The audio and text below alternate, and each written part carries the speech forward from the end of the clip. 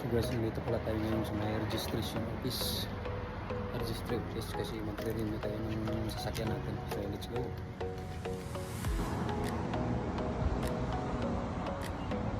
Hi.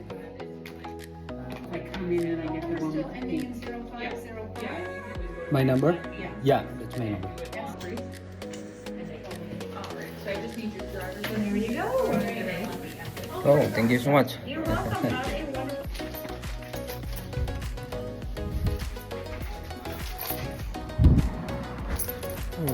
Tapos na tayo guys. So nag-renew ng sasakyan natin. So let's go. So guys, matatapos na natin mag-renew ng sasakyan. Wala lang ibang minutes lang. Mga nasa mga 10 minutes lang siguro. Tapos na agad. So dito yung ano. Hindi naman masyadong busy din. Pero ang iba kasi yung proseso dito. Mabilis. Walang kuskus, balungos ba?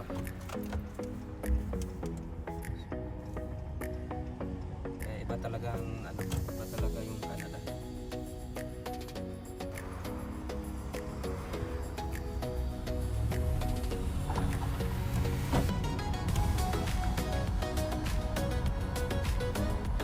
Napakabilis lang guys yung pag-renew ng sasakyan natin.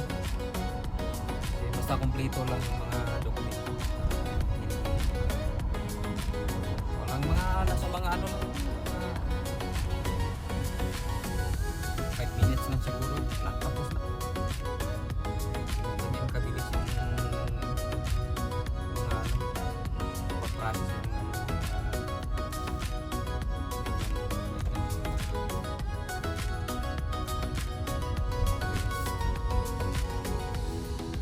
Bilis.